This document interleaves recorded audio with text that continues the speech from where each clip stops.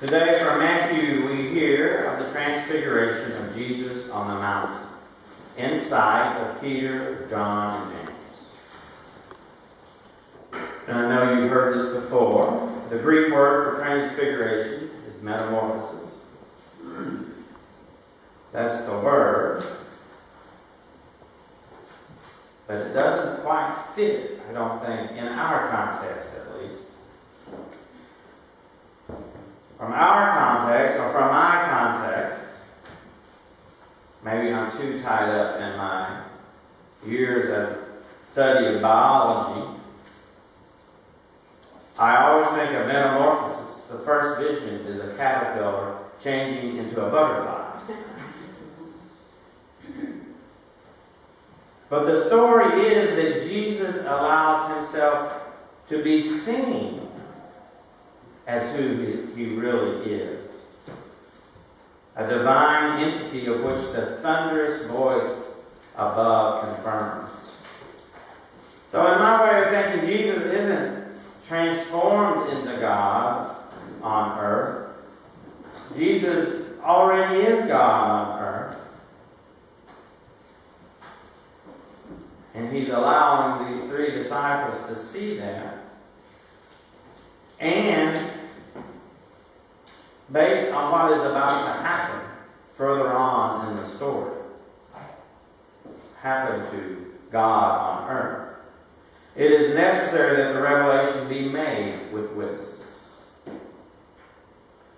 But I still can't get away from that question of the caterpillar and the butterfly.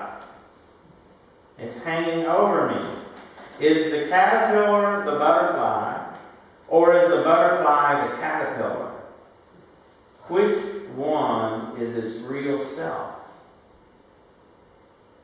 God is responsible for making man, but man is not God, even though God's breath, let me back up, God is responsible for making humans. That includes men and women. But God's breath is in all of us. Jesus is God and reveals himself as God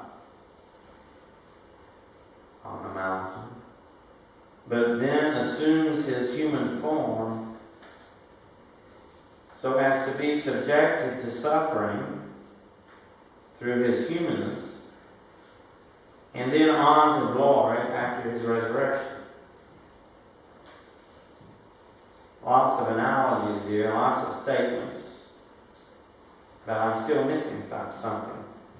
And all this talk of transfiguration and metamorphosis, and who is who and what is what, I'm not getting much out of it, and I suppose you aren't either.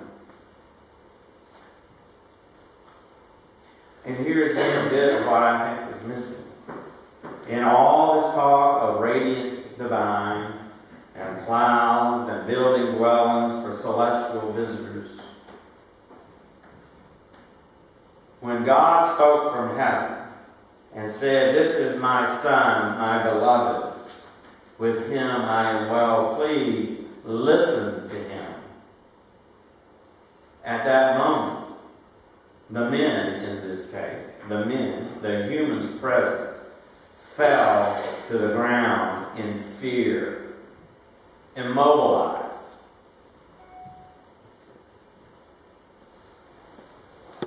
Then something happened.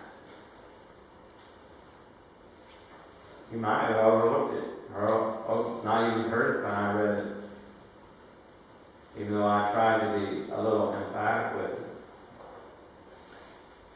God touched them. Not the God with the big booming voice from heaven. Because I'll be honest with you, I don't think we can handle it either. But the God that touched him was the God that had been made man. The man named Jesus came to them in their fear and their motionlessness, and touched them and helped them to their feet and comforted them, telling them not to fear.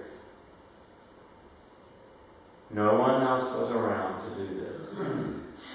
When they stood up, it was James, John, Peter, and Jesus.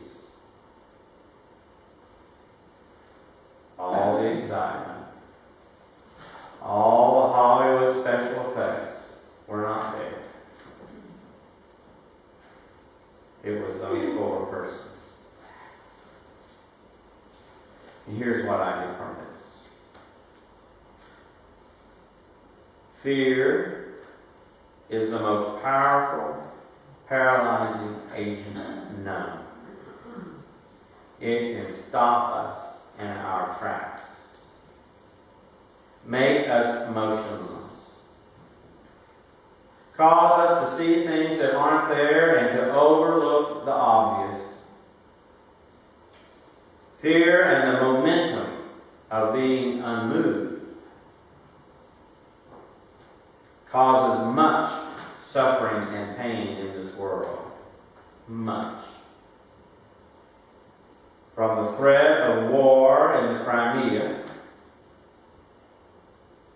to homelessness here in Macon, fear has a hand in that. A big hand. Fear caused diners to be closed to persons of color and place bounties on the heads of Native Americans just because they were Native Americans. You do realize, early 19th century, there were still bounties on some Indian tribes in California. That's not a big way past.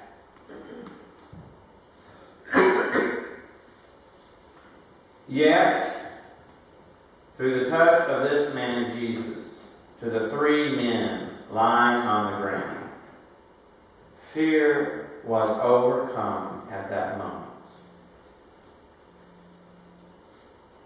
And yes, I know, in a few passages over in the story, fear again is very much present with the disciples as Jesus gets closer to his death. But that is the battle between humans and fear. We hate it. We hate that we have fear. I believe we do hate it. We pretend that it isn't there. We deny it. But we always carry it with us. Like a turtle carries its shell on its back. Fear is very personal. But then we have the paradox. We carry it with us, the fear. But we too, as Christians, as people of faith, have the power to help others overcome fear. We too, as Jesus the man, have the power to assist others to their feet after being knocked down by fear, even as we fear ourselves. This power is given us through Jesus, through that big thunderous voice in the sky that we are unable to listen to, unable to hear. But somehow we are, at certain moments in our journey, able to hear God, the Creator, through the human form we have encountered Jesus, who is headed in this story to a miserable death, unfit for human or God. And this human form named Jesus has, through his ministry and his commandment to love, has given us the power, through his suffering, to defeat the most powerful force, shall I say, in the universe. All we have to do to overcome this universal fear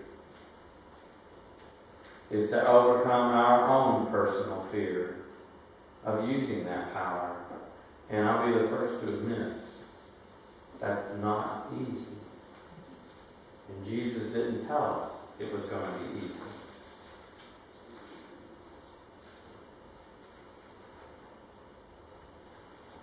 But here's one way.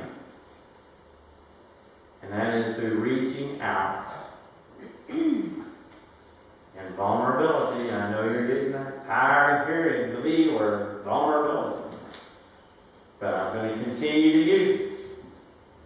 To reach out in vulnerability to the other.